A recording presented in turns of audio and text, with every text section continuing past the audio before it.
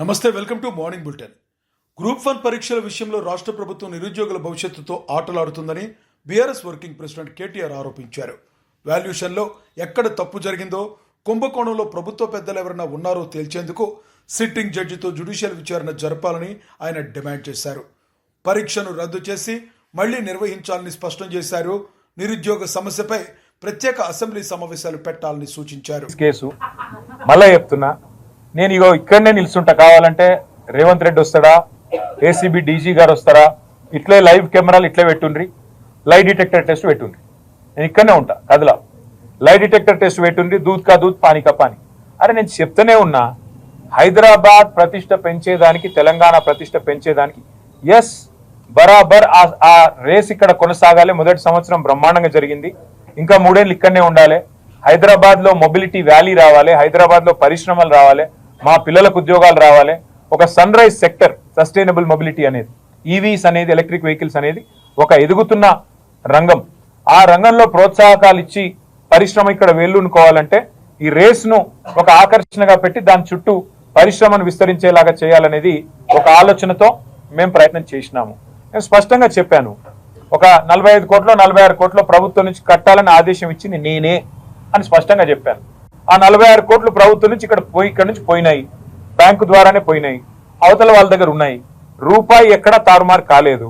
ఇక్కడ నుంచి పోయిన ప్రతి రూపాయికి అక్కడ లెక్క ఉంటే ఇక అవినీతి ఎక్కడిది, అవినీతిని నిరోధించడానికి అవినీతి నిరోధక శాఖ ఎక్కడిది, అందులో స్కామ్ ఎక్కడిది, మన్ ఎక్కడిది, మశానం ఎక్కడిది. అందుకే దీన్ని ఒక లొట్టపీస్ కేసు అని చెప్పినా, మళ్ళీ చెప్తా ఉన్నా, ఏమేస్తారో ఛార్జ్ షీట్లు, ప్రాసిక్యూషన్లు, జైళ్లు వేసుకోండి. నేను లైవ్ టీవీల ముందు మళ్ళీ చెప్తున్నా, నాకు ఎంత దమ్ముంటే నేను చెప్పాలి. ఈ దేశంలో రాజకీయ నాయకుడు అని చెప్పినాడవే, నా మీద ఏమైనా కేసు పెడితే రారాబాయి చూసుకుందాం, పెట్టు లై డిటెక్టర్ అన్నాడు 2 వరకు. నేను చెప్తున్నా రా. కాళేశ్వరం ప్రాజెక్టుకు నిర్మాణం పూర్తిగా తలా తోక లేకుండా కట్టడంతోనే కూలిపోయిందని కాంగ్రెస్ ఎంపీ అద్దంకి దయాకర్ తీవ్ర విమర్శలు గుప్పించారు. 2009లో వైఎస్ఆర్ హయాంలో ప్రాణహిత చేవెళ్ల ప్రాజెక్టును తుమ్మిడిహట్టి వద్ద నిర్మించినట్లుగా గుర్తు చేశారు. సహజమైన గోదావరి నీళ్లు అప్పటికే అందుబాటులో ఉన్నాయని, ఆ నీటిని వాడుకుంటే సరిపోతుందని వ్యాఖ్యానించారు. కాళేశ్వరం నీళ్లు కాదా, అవునా కాదా అని చెప్పమని అంటాడు ఆయన. కాళేశ్వరం తలను తెగ్గొట్టిండ్రు, తోకను తెగ్గొట్టిండ్రు. తల తోక లేకుండా కట్టబట్టే కాళేశ్వరం కూలిపోయింది. గౌరవ దివంగత నేత వైఎస్ రాజశేఖర రెడ్డి గారు తుమ్మిడిహెట్టి నుంచి చేవెళ్ళ వరకు ప్రాణహిత చేవెళ్ళ అంబేద్కర్ సుజల స్రవంతి పేరుతోని ఒక ప్రాజెక్టును 35,000 కోట్లతోని ప్రతిపాదనలు చేసి, పనులు కూడా 5,600 కోట్ల పైచిలుకు పనులు అయిన తర్వాత ఆ రోజు రాజశేఖర రెడ్డి గారు పరమపదించడం, తర్వాత వచ్చిన ప్రభుత్వాల్లో రోషయ్య గారు కానీ, కిరణ్ కుమార్ రెడ్డి గారు కానీ దాన్ని కొనసాగింపుగా శ్రీపాద ఎల్లంపల్లి అనే ప్రాజెక్టును పూర్తి చేసిండ్రు. అది మెయిన్ ఇరుసు. అది ప్రాణహిత చేవెళ్లకు మీరు తలదెగ్గొట్టి కిందికి వచ్చి మేడిగడ్డ నుంచి కట్టిన శ్రీపాద ఎల్లంపల్లి ఇరుసు. అది 20.5 టీఎంసీలు, 21.5 టీఎంసీల సామర్థ్యంతో అది ఉంటుంది. ఇప్పుడు మేడిగడ్డ నుంచి లేదు, సుందిళ్ళ నుంచి లేదు, అన్నారం నుంచి ఎత్తిపోసేది లేనప్పుడు సహజ గోదావరి నుంచి వస్తున్న నీటిని, అంటే శ్రీరామ్ సాగర్ నుంచి వస్తున్న నీటిని ఇదే ఎల్లంపల్లి నుంచి ఎత్తిపోస్తే ఇది కాళేశ్వరం నీళ్ళు ఎట్లయితే. ఎల్లంపల్లి ప్రాజెక్టుపై కాంగ్రెస్ చేసిన ఆరోపణలు ఖండించారు. బీఆర్ఎస్ సీనియర్ నేత హరీష్ రావు తీవ్రంగా స్పందించారు. శ్రీపాద ఎల్లంపల్లి ప్రాజెక్టు కాంగ్రెస్ హయాంలో పూర్తి కాలేదని గుర్తు చేశారు. బీఆర్ఎస్ అధికారంలోకి వచ్చిన తరువాతే 2,052 కోట్లు ఖర్చు చేసి ఎల్లంపల్లి ప్రాజెక్టును పూర్తి చేసినట్లు ఆయన వివరించారు. 2016లో పూర్తి స్థాయిలో 20 టీఎంసీల నీళ్లు రిజర్వ్ చేసిన ఘనత బీఆర్ఎస్ ప్రభుత్వాందేనని తెలిపారు. కట్టింది కేసీఆర్ గారి హయాం, కత్తిరించేది నువ్వు అయిపోయినావు. శ్రీపాద ఎల్లంపల్లి ప్రాజెక్టు మేమే కట్టినాం, శ్రీపాదరావు పేరు పెట్టినామంటే మీలాగా మేము చిన్నగా ఆలోచించలే. పేర్లు మార్చుడు, లేకపోతే కత్తెర జేబులో పెట్టుకొని పోయి రిబ్బన్లు కత్తిరించే ఆలోచనలు కేసీఆర్ గారు ఎప్పుడు చేయలే. కేసీఆర్ గారు బ్రాడ్గా ఆలోచించిండ్రు, రాష్ట్రం కోసం, ప్రజల కోసం ఆలోచించిండ్రు తప్ప నీలాగా దిక్కుమాలిన దివాలా కోరు రాజకీయాలకు ఎప్పుడు కూడా పాల్పడలేదు. ముఖ్యంగా మీరు చూస్తే ఎల్లంపల్లి ప్రాజెక్టు అసలు కాంగ్రెస్ హయాంలో పూర్తయిందా? అది బీఆర్ఎస్ వచ్చిన తర్వాత ఆ రోజు నీటిపారుదల శాఖ మంత్రిగా నేనే ఉన్నాను. దాంట్లో హై లెవెల్ బ్రిడ్జ్ పూర్తి కాలేదు, R&R పూర్తి కాలేదు, ల్యాండ్ ఎక్విజిషన్ పూర్తి కాలేదు, గ్రామ ప్రజలను ఖాళీ చేయించలేదు. బీఆర్ఎస్ వచ్చిన తర్వాత ఎల్లంపల్లి ప్రాజెక్టు మీద 2052 కోట్ల రూపాయలు ఖర్చు పెట్టి ఆ ప్రాజెక్టును పూర్తి చేసి 2016 సంవత్సరంలో పూర్తి స్థాయిలో 20 టీఎంసీల తెలంగాణకు సకాలంలో ఆర్థిక సహాయం అందించాలని కేంద్ర ఆర్థిక మంత్రి నిర్మలా సీతారామన్ కోరామని కాంగ్రెస్ ఎంపీ మల్లు రవి తెలిపారు. ఈ విషయంలో ఆమె సానుకూలంగా స్పందించినట్లుగా వెల్లడించారు. రాష్ట్ర అవసరాలకు అనుగుణంగా సహాయక చర్యలు తీసుకోవాలని వివరించామని చెప్పారు. దీనికి సంబంధించి 10 రోజుల్లో పూర్తి వివరాలు పంపిస్తామని నిర్మలా సీతారామన్ హామీ ఇచ్చినట్లుగా మల్లు రవి పేర్కొన్నారు. మరి ఫైనాన్స్ మినిస్టర్ గారితో మాట్లాడటం జరిగింది. మినిస్టర్ గారు సానుకూలంగా స్పందించారు. 10-15 రోజుల్లో మళ్ళీ దీనికి సంబంధించి మీకు వివరాలు పంపిస్తున్నానని చెప్పారు. దాని ప్రకారం రాష్ట్ర ప్రభుత్వం పనిచేసుకోవచ్చు అని చెప్పారు. అన్నిటి గురించి మాట్లాడాము. 10-15 రోజుల్లో వాటి మీద కొన్ని వివరాలు రాష్ట్ర ప్రభుత్వానికి ఇస్తున్నాం. ఇప్పుడు 7 గంటలకి సర్ఫేస్ ట్రాన్స్పోర్ట్ మినిస్టర్ ఆయన్ని వారి ఇంటి దగ్గర కలవటం జరిగింది. రేపు 2 మినిస్టర్లకు అడుగుతున్నారు. అది రేపు. రైతులకు ఉపయోగపడే చర్యలేవి చంద్రబాబు రాజకీయ చరిత్రలో లేవని వైఎస్ఆర్ కాంగ్రెస్ ఎమ్మెల్సీ లేళ్ల అప్పిరెడ్డి తీవ్రంగా విమర్శించారు. కూటమి ప్రభుత్వం రైతుల ఉసురు పోసుకుంటుందని ఆరోపించారు. వైసీపీ నేతలు మాట్లాడిన తర్వాత మాత్రమే యూరియా కొరతపై ఈ ప్రభుత్వం సమీక్షలు జరుపుతుందని ఎద్దేవా చేశారు. ఒకవైపు రైతులు రోడ్డెక్కి బాధలు పడుతుంటే మరోవైపు సూపర్ 6 సూపర్ హిట్ అంటూ సభలు పెట్టడానికి చంద్రబాబుకు మనసు ఎలా వచ్చిందని అప్పిరెడ్డి ప్రశ్నించారు. చేసినటువంటి పరిస్థితులు చంద్రబాబు నాయుడు గారి చరిత్రలో లేవన్న అంశాన్ని ఈ సందర్భంగా చెప్పదలుచుకున్నా. రైతాంగం ఉసురు కొట్టుకుంటా ఉంది, రైతాంగాన్ని ఇబ్బందులు పెడతా ఉన్నారు. తప్పనిసరిగా దీనికి సంబంధించినటువంటి ప్రతిఫలం మీరు అనుభవించక తప్పదు. కూటమి ప్రభుత్వం కొట్టుకుపోవటం అనేది భవిష్యత్తులో రైతాంగం వాళ్ళు ఇచ్చే తీర్పులనే మీకు స్పష్టంగా కనబడబోతుందన్న అంశాన్ని కూడా ఈ సందర్భంగా చెప్తా ఉన్నాం. నాకు ఆశ్చర్యం కలిగింది. ఉదయం నుంచి చూస్తా ఉన్నాం. వైఎస్ఆర్ కాంగ్రెస్ పార్టీ మాట్లాడిన తరువాత మాత్రమే యూరియా గురించి సమీక్షలు పెట్టారు. నడ్డాతో మాట్లాడుతా అన్నాడు. 50,000 బస్తాలు తీసుకొస్తా అన్నాడు. అసలు ఎప్పుడు వస్తాయి మీ సమీక్షలు? ఎవరి ప్రయోజనాలను కాపాడటం కోసం? ఇవాళ వాస్తవానికి ఖరీఫ్ సీజన్లో 60% మంది రైతులు మాత్రమే పంటలు వేశారు. కనీసం వేసినటువంటి 60% మంది రైతాంగానికి సంబంధించి యూరియాని సరఫరా చేయటంలో ఈ ప్రభుత్వం ఘోరంగా వైఫల్యం చెందింది. పేరుకు మాత్రం లక్షల్లో చెబుతా ఉన్నారు యూరియా దిగుమతి అయింది రాష్ట్రానికని. కానీ ఎక్కడికి వెళ్ళింది? నిశ్చయంగా పరిశీలన చేస్తే ఇవాళ బ్లాక్ మార్కెట్లో ఒక్కొక్క బస్తాకి 400 రూపాయలు 500 రూపాయలకి బ్లాక్ మార్కెట్లో అమ్ముతా ఉన్నారు.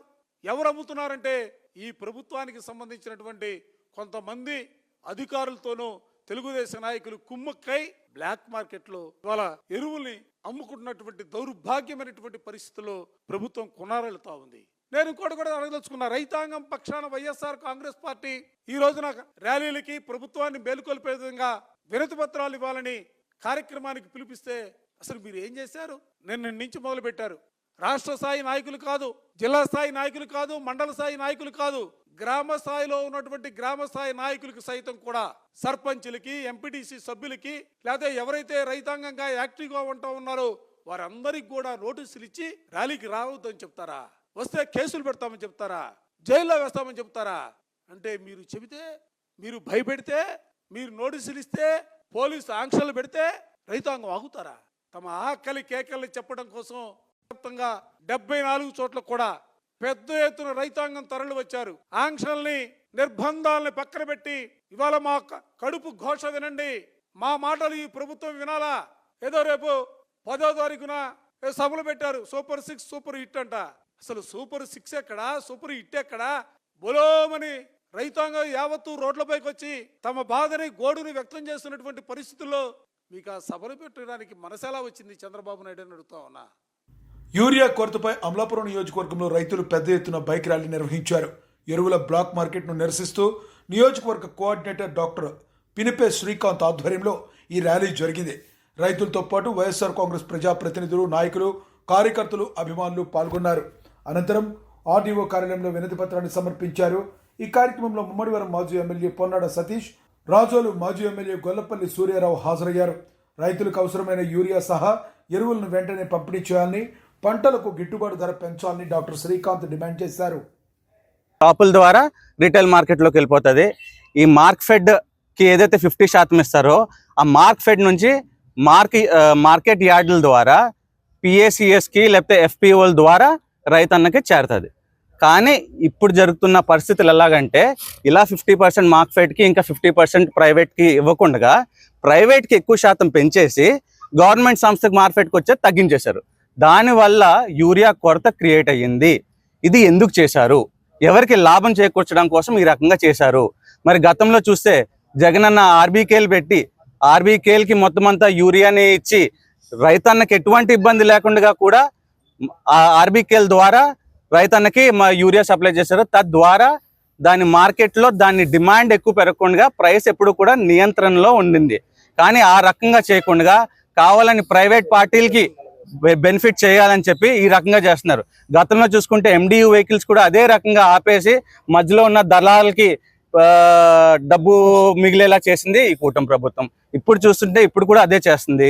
మెడికల్ కాలేజీలు ప్రైవేటీకరణ చేసేసి అక్కడ కూడా మళ్ళీ మధ్యలో దళారులకి లేకపోతే మధ్యలో ఈ ప్రైవేట్ కంపెనీస్కి లబ్ధి చేకూరేలా చేస్తుంది. ఇవన్నీ చేస్తుంది. అంతేకాకుండా మళ్ళీ అన్నదాత సుఖీభావ అన్నారు. పోయిన సంవత్సరం అన్నదాత సుఖీభావ 20,000 ఇచ్చింది లేదు.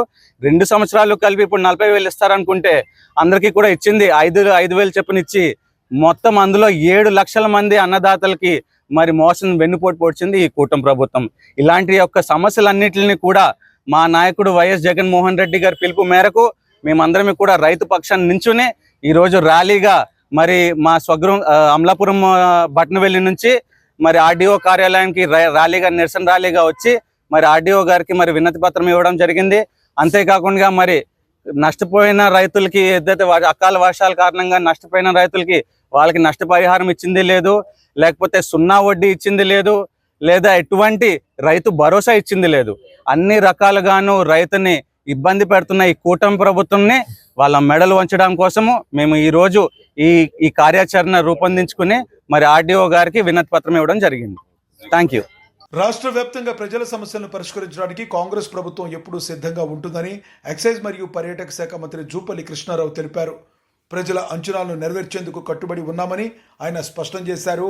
ఏ సమస్య అయినా ప్రభుత్వం దృష్టికి తీసుకువస్తే తక్షణమే స్పందిస్తామని హామీ ఇచ్చారు. ప్రజల అభ్యున్నతే తమ ప్రభుత్వ ధ్యేయమని జూపల్లి కృష్ణారావు పేర్కొన్నారు.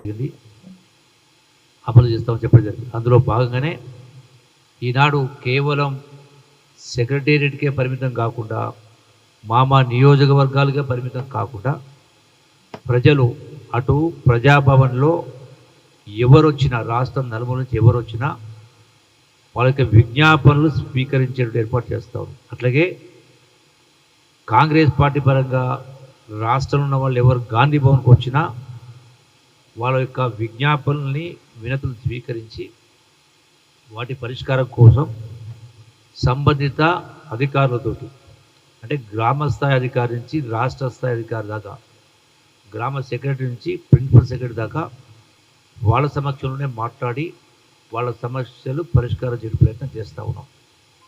ఇందులో మెజారిటీగా వచ్చినట్టు వినతులు నేను గమనించింది 2 ఇక్కడ గాంధీ భవన్లో ప్రజల యొక్క విజ్ఞాపన.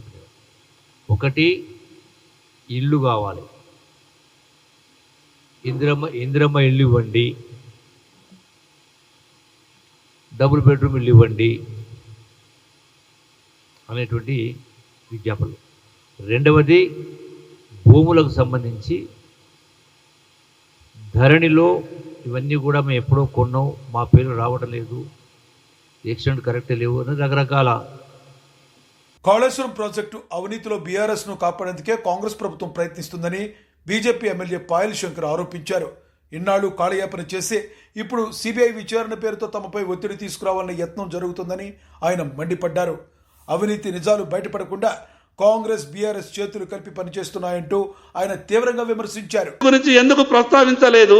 టెండర్లు లేకుండా నామినేషన్ మీద ఇచ్చినటువంటి 1000 కోట్ల రూపాయల కాంట్రాక్ట్ మీద ఎందుకు టీఓఆర్ లో మీరు ఇంక్లూడ్ చేయలేదు? సిబిఐకి ఇచ్చినటువంటి మీ జీవోని వెంటనే సవరించుకోండి.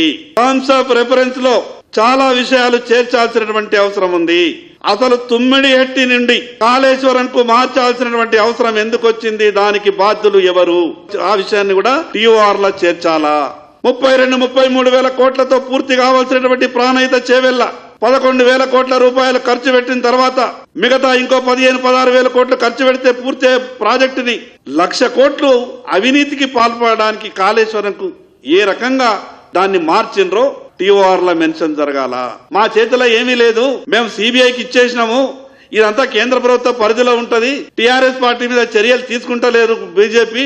ఆ రకంగా మళ్ళీ రాజకీయంగా దుమ్మెత్తిపోసి రాజకీయ లబ్ధి పొందాలనే కుట్రలో భాగంగానే మిగతా విషయాలు టీఓఆర్ లో మెన్షన్ చేయలేదు. 15 రోజులు సమయం ఇస్తున్నాం. ఈ సమయం లోపల ప్రభుత్వం తన నిర్ణయాన్ని మార్చుకొని ఆ టీఓఆర్ లో మిగతా విషయాలన్నీ జోడించకపోతే మేము త్వరలో సుప్రీంకోర్టు కూడా వెళ్తామని ఈ సందర్భంగా తెలియజేస్తా ఉన్నాం. హిమాచల్ ప్రదేశ్లో వరదలు, కొండ చర్యల కారణంగా నష్టం వాటిల్లిన ప్రాంతాలను ప్రధానమంత్రి నరేంద్ర మోడీ పరిశీలించారు.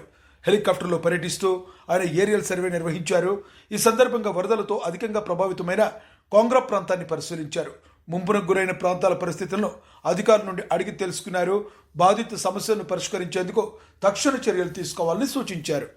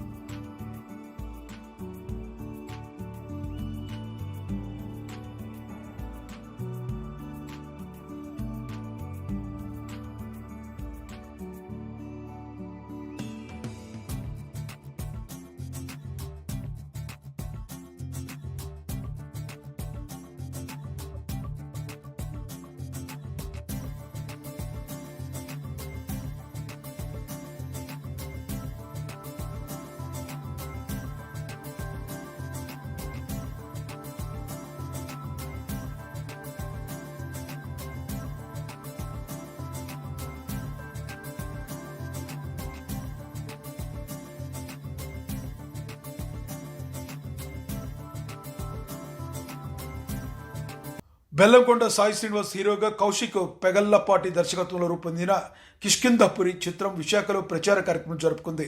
అనుపమ పరమేశ్వరన్ కథానాయికగా నటించిన ఈ సినిమా ప్రమోషన్లో హీరో బెల్లంకొండ శ్రీనివాస్, దర్శకుడు కౌశిక్ మీడియాతో మాట్లాడారు. ఈ సందర్భంగా చిత్ర నిర్మాణ విశేషాలు, ప్రేక్షకుల అంచనాల గురించి వివరించారు. అన్ని బాగా నచ్చాయి అనుకుంటున్నాను. సాంగ్ కూడా అన్నిటికీ చాలా మంచి ఆర్గానిక్ రెస్పాన్స్ వచ్చింది. అండ్ ఇప్పుడే సింహాచలంకి వెళ్ళాం. నేను డైరెక్ట్గా వెళ్ళి దర్శనం చేసుకొని స్వామివారి బ్లెస్సింగ్ తీసుకొని వచ్చి ఇంకా మీ దగ్గర ప్రెస్ మీట్ రావడం మాకు చాలా హ్యాపీగా ఉంది. నేను ఒకటే బిలీవ్ చేస్తానండి, ఒక సినిమా అంటే మేము ఎంత కష్టపడి, ఎంత ప్రేమించి, ఎంత ఎఫర్ట్ పెట్టి, ఎన్నో హోప్స్ తోటి, ఎన్నో డ్రీమ్స్ తోటి పనిచేస్తాం. బట్ ఈ సినిమా ఇంత కష్టపడి ఇంత పనిచేసింది ఏంటంటే మీ అందరికి కూడా నచ్చాలని. మా మీడియా వాళ్ళు కూడా మా ఫ్యామిలీలోనే ఫీల్ అవుతాం మేము. ఎందుకంటే మేము ఎంత కష్టపడి ఎంత మంచి సినిమా చేసినా జనం దగ్గరికి తీసుకెళ్లాలన్నా, ఆడియన్స్ దగ్గర రీచ్ అవ్వాలన్నా దానికి మెయిన్ మార్గదర్శి మీరే. అండ్ మీరే మా వాహనం. మీరు అందరికి కూడా ఒక మంచి ఎక్స్పీరియన్స్ అయిన సినిమా ఇవ్వాలి. మీరు కూడా తప్పులు వెతికే టైం ఇవ్వకూడదు, మీరు కూడా ఫోన్ పట్టిన టైం ఇవ్వకూడదు అని చెప్పి 2 hours 5 minutes చాలా క్రిస్ప్గా వెరీ గుడ్ రన్ టైం తోటి సినిమా ఎప్పుడు స్టార్ట్ అయింది, ఎప్పుడు పరిగెట్టింది, ఎప్పుడు ఫినిష్ అయింది తెలియకుండా అంత పేసీగా ఒక మంచి హారర్ మిస్టరీ, ఒక కొత్త స్పేస్ జానర్. నేను ఇంత కొత్త కథ చేయడం నాకే చాలా హ్యాపీగా ఉంది. యాజ్ అన్ యాక్టర్గా ఒక కొత్త స్పేస్లో ఎక్స్ప్లోర్ చేసినప్పుడు మాకు లిమిటేషన్స్ లేకుండా బాగా అద్భుతంగా చెప్పొచ్చు. సో కిష్కింధపురి అనేది ఒక ఫిక్షనల్ సిటీ అండి. మేము లిమిటేషన్స్ లేకుండా మీకు ఒక అద్భుతమైన కథాబలంతో ఒక మంచి సినిమాటిక్ ఎక్స్పీరియన్స్ ఇవ్వడానికి, అది విజువల్గా పరంగా అవ్వచ్చు, సౌండ్ పరంగా అవ్వచ్చు, కథ పరంగా అవ్వచ్చు, సినిమా స్క్రీన్ ప్లే అవ్వచ్చు, ట్విస్ట్లు అవ్వచ్చు, పర్ఫార్మెన్స్ అవ్వచ్చు, అన్ని ఎలిమెంట్స్లో చాలా హైగా ఉండే సినిమా. అండ్ మీ అందరు డెఫినెట్గా హై ఉంటారు. చాలామంది కొన్ని సినిమాలు మాకు ఇక్కడ హై మూమెంట్స్ ఉంటాయండి, గూస్ బంప్స్ మూమెంట్స్ ఉంటాయంటారు కదా. మా సినిమానే థ్రిల్లింగ్ సినిమా. సో మాకు థ్రిల్ అనేది అన్ని ఆస్పెక్ట్స్ రిలీజ్ కూడా ఉన్నప్పుడు మేము ఇంకా థ్రిల్గా ఫీల్ అవుతున్నాం. That is how we enjoy hour movie process. But ఈసారి మీరు ఎన్ని ఎక్స్పీరియన్స్ చేసినా, ఎంత ఓకే వచ్చినా, మీరు భయపడదామని వచ్చినా, ఒక మంచి కథ చూద్దామని వచ్చినా, అరే వీళ్ళు ఎంత కష్టపడ్డారో, వీళ్ళు ప్రతి ఫ్రేమ్లో ఎంత ఎఫర్ట్ పెట్టి చేశారో అనేది చూద్దాం అనుకున్నా. We will definitely we are 100% sure that మీరు డెఫినెట్గా చాలా చాలా హ్యాపీగా ఫీల్ అవుతారు, చాలా సాటిస్ఫైడ్గా ఫీల్ అవుతారు.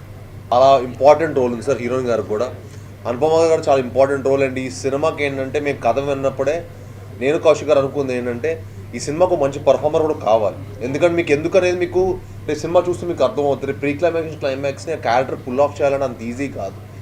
సో ఆ క్యారెక్టర్ పుల్ ఆఫ్ చేసి వాళ్ళు చేయటం దానికి, so it is actually very tough job. So తనకున్న ఎక్స్పీరియన్స్ మా సినిమా డెఫినెట్గా హెల్ప్ అయింది. ఈ సినిమాని డెఫినెట్గా వాళ్ళ పర్ఫార్మెన్స్ తోటి మా సినిమా ఎలివేట్ చేశారు. మా సినిమా సెట్ ప్రమోషన్కి ఆయన చేసిన ఎఫర్ట్ మీకు కనిపిస్తుంది. సినిమా మా ట్రైలర్ చూస్తే మీకు ప్రతి ఫ్రేమ్లో ఆయన ఇచ్చిన సపోర్ట్ మాకు కనిపిస్తుంది. So hats off to Sahu గారు. అలాంటి ప్యాషనెట్ ప్రొడ్యూసర్తో పనిచేయడం మాకు చాలా హ్యాపీగా ఉంది. ఎందుకంటే నాకు కానీ కౌశిక్ కానీ ఎప్పుడు నో అనకుండా ఎప్పుడు ఆయన మాకు ఏమి కావాలన్నా అవి ఇచ్చారు. అండ్ సినిమాకి కాంపిటీషన్ రిలీజ్ అవుతుంది, ఆ సినిమాని ఇంకా అత్తగా మించి ప్రమోట్ చేయాలని చెప్పి సినిమాని సపోర్ట్ చేశారు. మేము ఏం అడిగితే అది మాకు మాకు మా హోల్ టీమ్ని సపోర్ట్ చేసినందుకు మేము really very very thankful to Sahu గారు. And really thankful to our editor Niranjan గారు, అలానే మా మ్యూజిక్ డైరెక్టర్ చేతన్ భరద్వాజ్, మా డిఓపి చిన్మయ్ సలాస్కర్కి, అలానే ఎగ్జిక్యూటివ్ ప్రొడ్యూసర్ అయిన కనీష్ కాకి అండ్ లక్ష్మణ్ గారికి, ఇలా ప్రతి ఒక్కళ్ళకి ఈ సినిమాకి పనిచేసిన ప్రతి ఒక్కళ్ళకి మనస్ఫూర్తిగా ధన్యవాదాలు తెలుపుకుంటున్నాను. రాక్షసుడు నేను అదైనా రాక్షసు సినిమా నేను అనుపమ చేసిన చాలా మంచి సక్సెస్ అందింది. అందరు రాక్షసు 2 ఎప్పుడైనా చెప్పిన చాలా మంది అడుగుతుండేవాళ్ళు. కానీ రాక్షసు 2 కానీ ఇప్పుడు కిష్కిందపూర్ చూశాక మీరు అందరూ డెఫినెట్ కిష్కిందపూర్ 2 ఎప్పుడైనా అడుగుతారు. అదే ఐ గ్యారంటీ యూ, బికాస్ ఈ సినిమా అంత గొప్ప ఎక్స్పీరియన్స్ మీ అందరికి ఇవ్వబోతుంది. అండ్ ఈసారి డెఫినెట్గా మీ అందరు టైమ్ అండ్ ఎఫర్ట్, అరే భలే మంచి ఎక్స్పీరియన్స్ చేసామని డెఫినెట్గా we will make sure that మీరు ఇచ్చిన time and effort is worth అని. అప్పుడు మీరు అందరూ ఎంజాయ్ చేయాలని మనస్ఫూర్తిగా కోరుకుంటున్నాను. మనస్ఫూర్తిగా మిమ్మల్ని అందరూ మమ్మల్ని ఆశీర్వదించాలని. మా డైరెక్టర్ ఎన్నో హోప్స్ డ్రీమ్స్ తోటి ఈ సినిమా పనిచేశాడు. మీ అందరు సపోర్ట్ చేసి అతనికి ఒక పెద్ద హిట్ ఇవ్వాలని మనస్ఫూర్తిగా కోరుకుంటున్నాను. ఇది నా సెకండ్ ఫిల్మ్. ఇంతకుముందు చావుకప్పుడు చల్లగా ఒక సినిమా చేశాను, సెకండ్ ఫిల్మ్ ఇది. సో ఇది ఒక హారర్ మిస్టరీ. ఆయన చెప్పినట్టు చాలా యూనిక్ సెటప్లో ఒక డెఫినెట్లీ ఇన్ని విధాలుగా ప్రయత్నించాము అండ్ 100% అందులో సక్సెస్ అయ్యామని అనుకుంటున్నాము. సినిమా ఫైనల్ కాపీ చూసుకున్న తర్వాత మేము వెరీ వెరీ హ్యాపీ.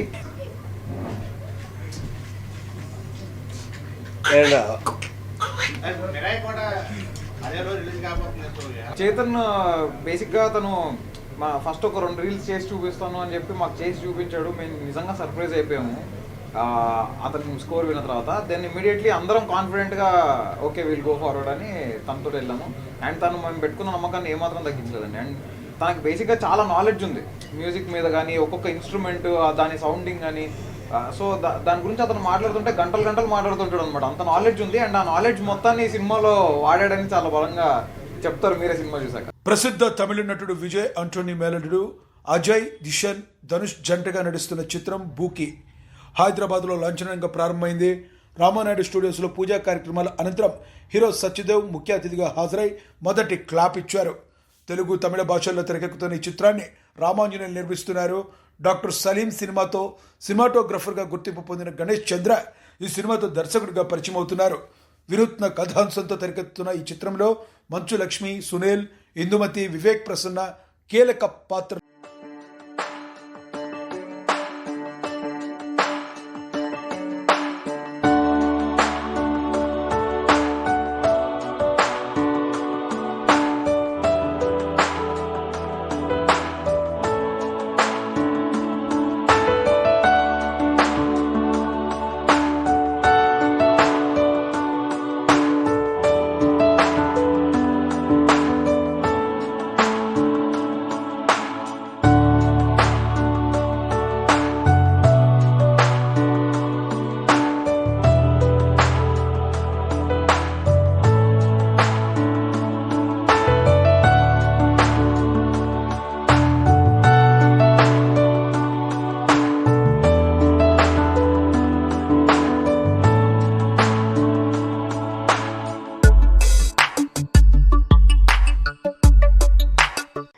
నాకు చాలా సంతోషంగా ఉంది. ఒక వెన్ కొలాబరేషన్ జరిగినప్పుడు డిఫరెంట్ లాంగ్వేజెస్ నుంచి మనం కథ పరంగా చాలా ఇంపార్టెన్స్ ఇస్తామన్నమాట. బికాజ్ ఆ కథ యూనివర్సల్గా అందరికీ అర్థం కావాలి, అందరికీ రీచ్ అవ్వాలని. So I'm very very excited to be a part of this film and I wish the director గారు all the very best. Hero గారికి, హీరోయిన్ గారికి, విజయ్ ఆంథనీ గారికి, ఇది మీ ఫస్ట్ ప్రొడక్షన్ కదండి. All the very best. Very happy to announce this title, Bookie. We have already started the shooting. I think we are in the midway, and I have seen the footages. It has come out really well. I am really blessed to have Malakshmi Manju garu, Sunil garu, the team, and everything is possible because of the director only. And director Ganesh Chandra has really done a good job in this movie. He's a cameraman basically. He had done camera work for my previous movie, Dr. Salim, and you would have seen that movie, Dr. Salim. And after seeing the footages of Bookie, I am really confident to say that this is definitely going to be a very nice, commercially successful movie. నేనేం వచ్చి గణేష్ చంద్ర. నేను doctor సలీంతో cinematographer. Vijay Antony సార్కి చాలా thanks. ఆ మూవీలో నాకు chance ఇచ్చారు, first movie. అలాగా ఇప్పుడు డైరెక్టర్గా బూకీ sir first movie debut. Thank you so much sir. Thank you so much Vijay Antony sir. Maargan తర్వాత మార్గన్కి మీరు ఇచ్చిన అప్రిసియేషను, మీరు ఇచ్చిన ఒక పొజిషనింగే ఇలాంటి ఒక సెకండ్ ఫిల్మ్ని నాతో చేయడానికి ఒక కాన్ఫిడెన్స్ని ఇచ్చింది. సో దానికి I thank Leo sir first, and ఈ ఫిల్మ్ని ప్రొడ్యూస్ చేసే రామ్ సార్కి, విజయ్ ఆంటనీ సార్కి, మ్యూజిక్ డైరెక్టర్గా కూడా, అండ్ ధనుష, గణేష్ సార్కి ముఖ్యంగా నన్ను నమ్మేసి ఈ ఫిల్మ్ని ఒక ఇచ్చి వీడు చేస్తాడు అనే ఒక కాన్ఫిడెన్స్ వచ్చి కొత్తదే.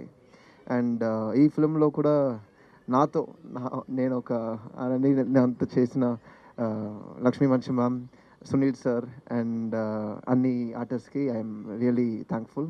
ఇవి బులెటిన్ అప్డేట్స్.